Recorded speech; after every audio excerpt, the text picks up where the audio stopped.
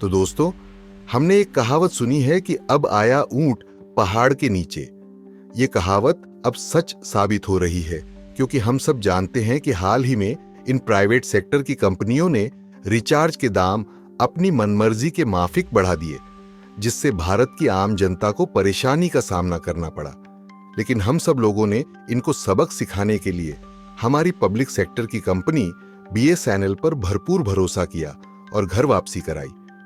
आपको जानकर हैरानी होगी कि पहले सरकार बीएसएनएल को हल्के में ले रही थी, लेकिन जब लोगों की इस तरीके से प्रतिक्रिया देखी, हाल ही में बीएसएनएल के लिए विशेष रूप से 2024-25 का बजट आवंटित किया गया है, जिससे बीएसएनएल एक बार फिर से अपने पुराने दमखम के साथ बाजार में वापस लौट सके और इन प्राइवेट सेक्टर की कंपनियों को भारत की आम पब्लिक को लूटने से बचा सके। तो चलिए, यह देखने से पहले कि बीएसएनएल किस तरीके से ताकतवर हो रहा है, अगर आप इस चैनल पर पहली बार आए हैं तो चैनल को सब्सक्राइब करें और वीडियो पसंद आए तो वीडियो को लाइक जरूर करें। तो दोस्तों, हुआ कुछ ऐसा है कि हम सभी जानते हैं कि इन प्राइवेट सेक्टर की कंपनियों ने अपने रिचार्ज के दाम 20 से 25% तक बढ़ा दिए, जिससे आम नागरिकों का गुस्सा इन कंपनियों पर बढ़ते चला गया और बड़ी मात्रा में लोग जियो, एयरटेल, वोडाफोन आइडिया कंपनियों को छोड़कर बीएसएनएल में शिफ्ट होने लगे। लगभग 2.7 मिलियन यूजर्स जियो ने खो दिए।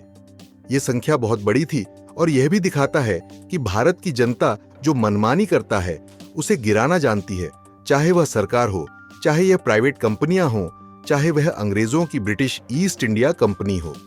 दोस्तों, 2024-25 के बजट में बीएसएनएल के लिए ये 13,916 करोड़ रुपए सरकार ने आवंटित किए हैं। ये पैसे पूरे भारत में दूर दराज के गांव में, जहां पर अभी भी बीएसएनएल के इंफ्रास्ट्रक्चर जैसे कि ऑप्टिकल फाइबर और नेटवर्क को मजबूत करने के लिए दिया गया है। और आपको ध्यान होगा कि कुछ समय पहले बीएसएनएल ने अपने कर्मचारियों को बाहर निकाल दिया था, लेकिन आज समय पूरा बदल गया है। अब बीएसएनएल की घर वापसी हो चुकी है और बड़ी मात्रा में बीएसएनएल में जब भी क्रिएट हो चुकी है। दोस्तों, ये सब चीजों को देखते हुए प्राइवेट सेक्टर की कंपनियां एयरटेल, जियो, वोडाफोन आइडिया घबराकर अपने प्लान को काम करने की सोचने लगी हैं।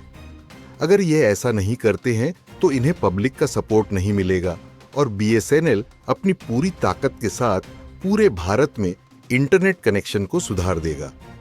इसके बाद उनकी स्थिति और ज्यादा खराब होती चली जाएगी।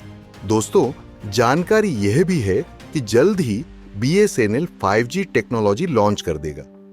अब यह बहुत अच्छा समय है कि बीएसएनएल को अपनी पूरी क्षमता के साथ इन प्राइवेट कंपनियों के ऊपर खड़ा किया जाए।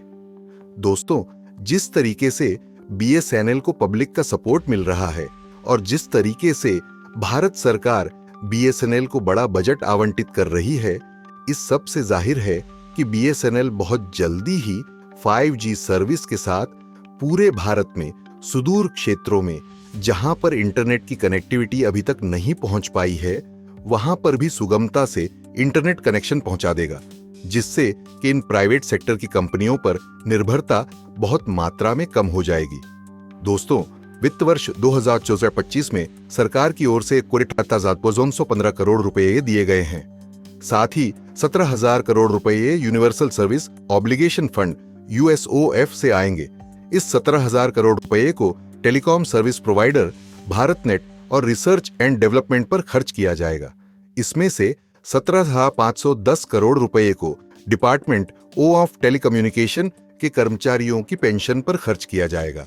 अगर दोस्तों आप बजट की तुलना वित्त वर्ष 2024 से करना चाहें तो सरकार ने सीधे 70% फंड टेलीकॉम सेक्टर के लिए बढ़ाया है।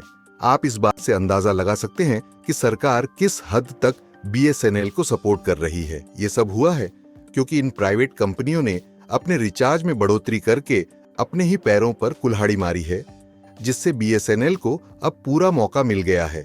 दोस्तों, बीएसएनएल ने गांव तक अपनी पहुंच बनाए रखने के लिए प्रोजेक्ट का नाम भारतनेट दिया है और जैसा कि हमने बताया कि पिछले बजट से इस बजट में भारतनेट को 70% ज्यादा बजट बढ़कर दिया गया है, जिससे कि बीएसएनएल के इंफ्रास्ट्रक्चर को और मजबूत किया जा सके और इसके रिसर्च और डेवलपमेंट पर पैसा खर्च किया जा सके, क्योंकि प्राइवेट सेक्टर की कंपनियां बहुत रिसर्च और डेवलपमेंट पर पैसा खर्च करती हैं। दोस्तों, पहले शेयर मार्केट में BSNL और MTNL पर लोग पैसा नहीं लगाना चाहते थे, लेकिन हाल ही में शेयर मार्केट में BSNL और MTNL के शेयर में भारी उछाल देखने को मिला है, जैसे ही सरकार ने इन सेक्टर के लिए विशेष बजट घोषित किया है। दोस्तों, अब आप लोग अच्छे से समझ चुके होंगे कि किस तरीके से पब्लिक सपोर्ट से एक कंपनी जो काफी पीछे हो चुकी थी, अचानक से बाजार में अपनी पकड़ बनाने के लिए सीधे तौर पर पब्लिक के सपोर्ट से करोड़ों अरबों रुपए लगाने वाली इन कंपनियों से अब आगे निकल जाएगी। हाल ही में आपने सुना होगा कि BSNL ने एलोन मस्क की कंपनी स्टारलिंक के साथ भी अपना टाई अप किया है।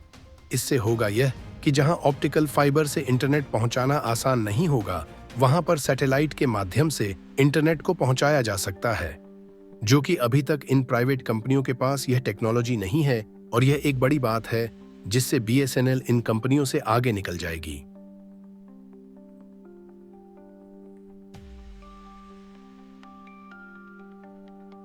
दोस्तों, अगर आप भी इन प्राइवेट सेक्टर की कंपनियों को सबक सिखाना चाहते हैं तो इस वीडियो को लाइक करें और वीडियो को हो सके तो अपने दोस्तों के साथ शेयर करें, जिससे कि वे भी जान सकें कि BSNL कितनी मजबूती से आगे बढ़ रहा है। दोस्तों, मिलते हैं ऐसे ही किसी धमाकेदार वीडियो में। तब तक के लिए जय हिंद, जय भारत।